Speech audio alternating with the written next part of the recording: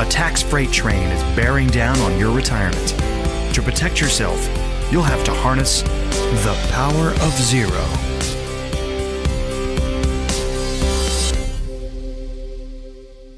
Well, hello there, David McKnight. Welcome to the Power of Zero show.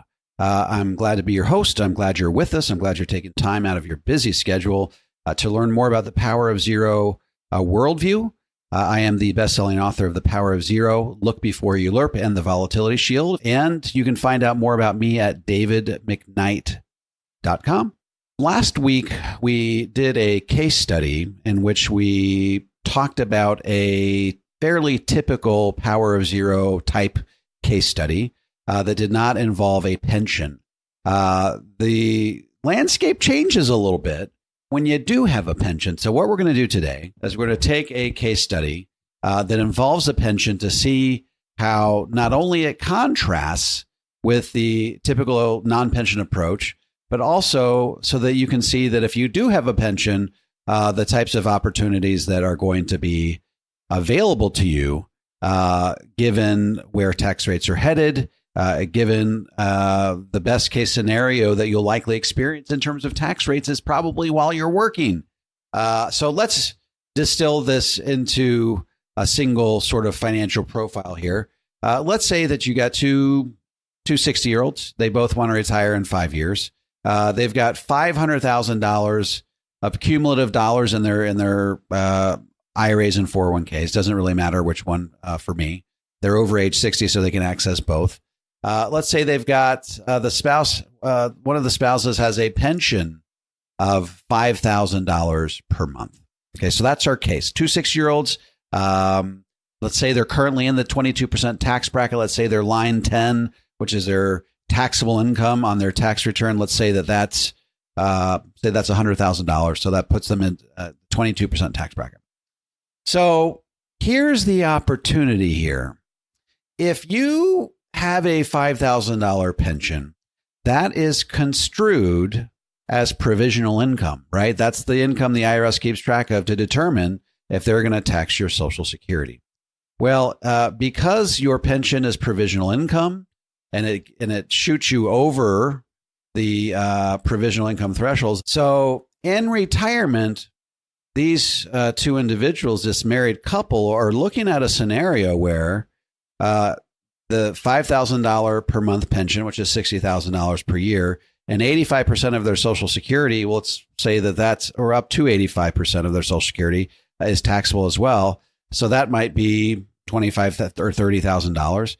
When you couple those two together, even after a standard deduction, you are looking at filling up most of the 10% tax bracket, most of the 12% tax bracket, or the future equivalent thereof. Remember, starting 2026, it becomes not the 10 and the 12, it becomes the 10 and the 15. Any dollar that Mr. and Mrs. Jones deign to take out of their IRAs and 401ks in retirement is going to flow into their graduated cylinder. Remember, IRAs and 401ks in retirement is going to land right on top of all that other income, at which point they will pay taxes at 22% on whatever they take out of there. Or the future equivalent thereof. And of course, after 2026, after 2025, starting January 1st, 2026, the future equivalent of the 22 is going to be the 25. Future equivalent of the 24 is, of course, going to be the 28. So we have a situation here where they've got $500,000 in their IRA, and if they want to take money out, the best case scenario for them is that they get to keep only 78% of that money. We're not even talking state tax. We're talking federal tax. Let's not talk state tax at all, because they're going to have to pay state tax whether you have a pension or not. That's sort of, a common theme that's not going to change. Where the opportunity lies with someone who has a pension is that if in retirement, the best they can do is keep 78% of their money, then all of a sudden we have an opportunity. Why? Because if they're currently in a 22% tax bracket, and we established that at the outset of the podcast, then can't we make the case that if they're currently in a 22, they're going to be in a 22 as it relates to the 401ks and IRAs in retirement? Can't we make the case that not a year should go by where they're not fully maxing out their 22% tax bracket between now and age 65, 5 years from now. Can't we make the case that they should at least be converting up to the top of that 22% tax bracket, which gives them, over $60,000, almost $70,000 worth of space before they bump up into the 24% tax bracket. Well, here's the problem, folks.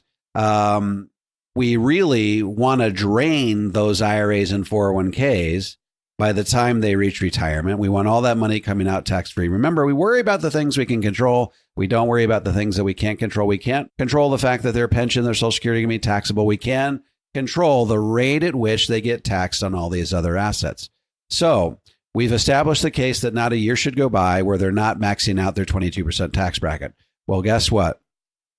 If they only convert that, say, $70,000 per year to max out the 22, they will not get all of the money shifted out of there before tax rates go up for good. If they don't get it all done by 5 years from now, then they're going to have to pay higher taxes on the balance. They would need to get it out of there by January 1st, 2026. So they've got 7 years. So they really need to get the money out of there before tax rates go up for good. If they only do $75,000 per year, that's not even going to cut it because of growth on the $500,000. Let's say it's growing at 6.5%.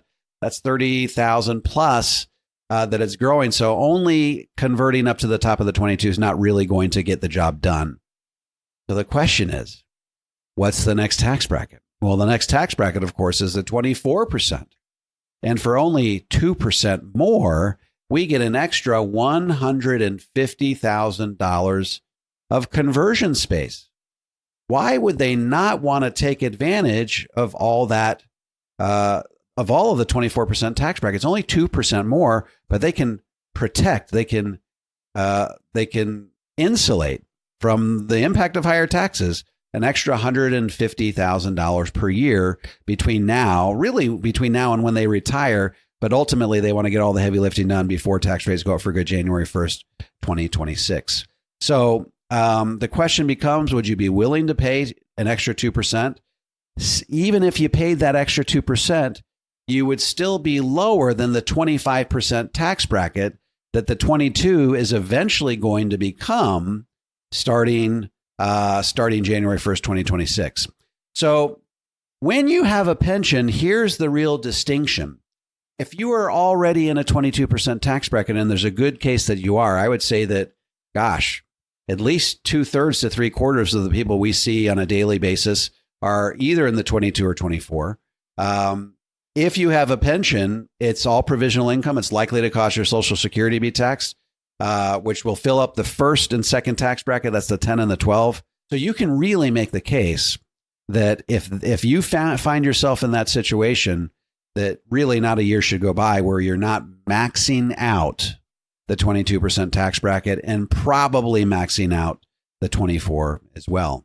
So where in a normal scenario, we might say, let's be a little bit more thoughtful in terms of, hey, if you're in a higher tax bracket today than you are in your retirement, then we want to really feel convinced that tax rates at that point in time are going to be higher today. Well, the difference here is that we've got real urgency because every year that goes by where you fail to take advantage of that 22% tax bracket is potentially a year beyond 2026 where you will be forced to pay taxes at the equivalent of the 22, which will be the 25. But I'm not even really concerned about taxes being at 25.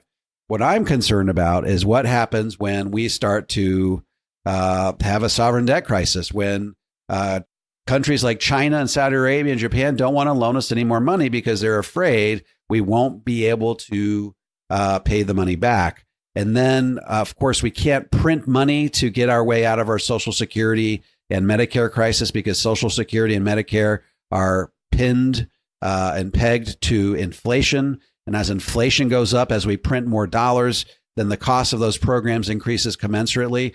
So you start to really run out of options other than increasing taxes. So if we can increase if taxes are to rise dramatically 2026, 28, 2028, 2030 and beyond, then we will look back on these 22% tax brackets, especially if you have a pension.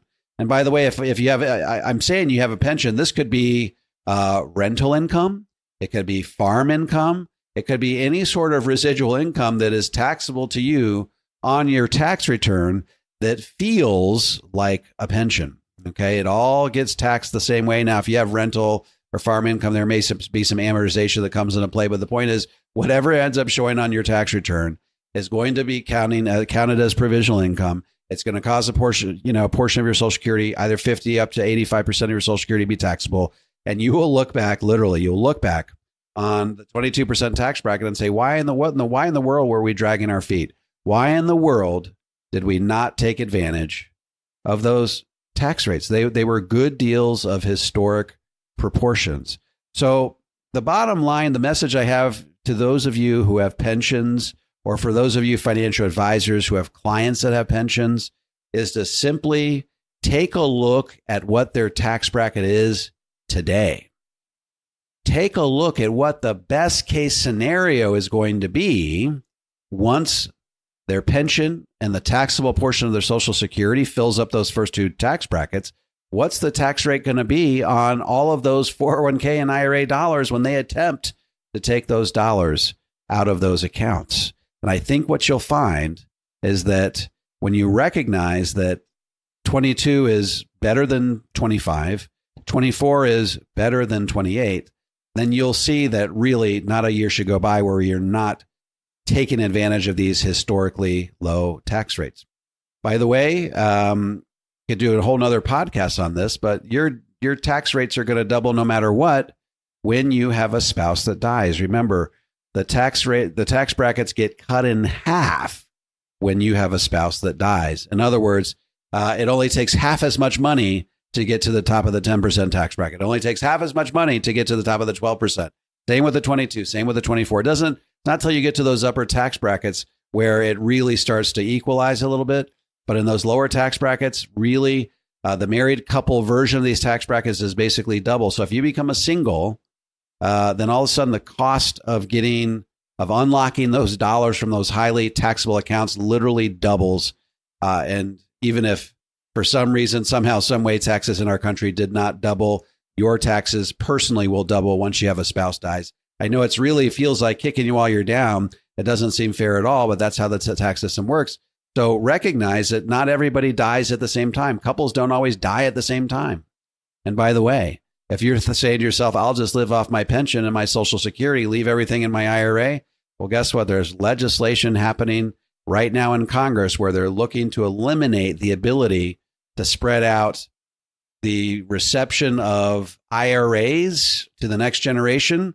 They're talking about eliminating the ability to take those RMDs over one's life expectancy and instead potentially have to realize it as income all at once. Of course, this could happen at your peak earning years if you're the one receiving the inheritance when tax rates are dramatically higher than they are today. So why not, if you are the person with this IRA, why not get those dollars shifted over to tax-free, whether it be through a Roth conversion or peeling off a portion of that and putting into the safe and productive environment within an LIRP, get some death benefit, get some long-term care while you're at it, and really just take advantage of these low rates while they're around. Low rates are not going to last. Remember, when we cut taxes, we did the exact opposite of what all the economists said. They said, we need to be increasing revenue and lowering expenses. What did we do? We did just the opposite. We lowered revenue and we increased expenses by $1.5 trillion over the next 10 years to pull it off. So we can't keep kicking the can down the road. The national debt is growing bigger and bigger. I've been trying to get the word out on this for years and years and years. And you're starting to finally see some mainstream media outlets acknowledge that the debt is spinning out of control. Every year that goes by where we fail to make some sort of earnest attempt to liquidate this debt, the problem becomes bigger and more unsolvable. So think about this as you're letting every year go by where you're not taking advantage of these historically low tax rates. And really, if you have a pension, it really is a no-brainer. Make sure that you are assessing what your tax bracket is today. the tax that you might pay on a conversion or some other distribution out of there to tax-free, and recognize that if it's lower today than it will be in retirement, and for many pensioners that is the case, then you should really, really take advantage of these tax rates while they're still around.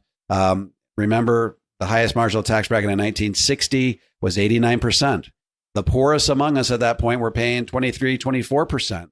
So we haven't seen these tax rates in a long time, but we hear them talked about in our documentary, The Power Zero, The Tax Trade is Coming, which is available now, of course, on Google Play, Amazon, iTunes, and realplay.org. That's REEL play.org. We see evidence of experts all across the country who are making the case that we are at unsustainable levels of debt. Tom McClintock talks about how 8 years from now we'll be Venezuela. George Shultz calls this an absolute crisis. We are at the crisis point. It's spinning out of control.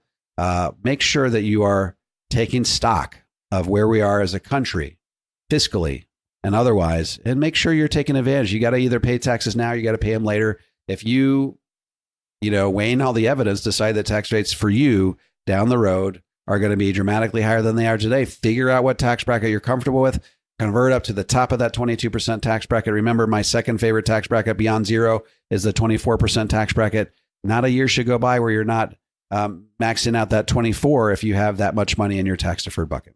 Again, these are important things. I hope that you act on them, because every year that goes by where you fail to act on them is potentially a year beyond 2026 where you could be forced to pay the highest tax rates you're likely to see in your lifetime. All right, folks, that's the show for today. I hope you enjoyed it. Again, if you want to learn more about me, go to davidmcknight.com. You can get all my books on Amazon. You can also, if you want to get my books in bulk, you can go to it's actually powerofzero.com, powerofzero.com. Click on the books link, and you'll find all of our books are available in with bulk discounts. Follow me on YouTube. You can subscribe on YouTube. If you follow me on iTunes, subscribe on iTunes. Same with Spotify, same with Pandora. Thank you so much for being part of the call. Again, davidmcknight.com. If you have any questions about your personal situation, we're happy to help you out. We will talk to you next week.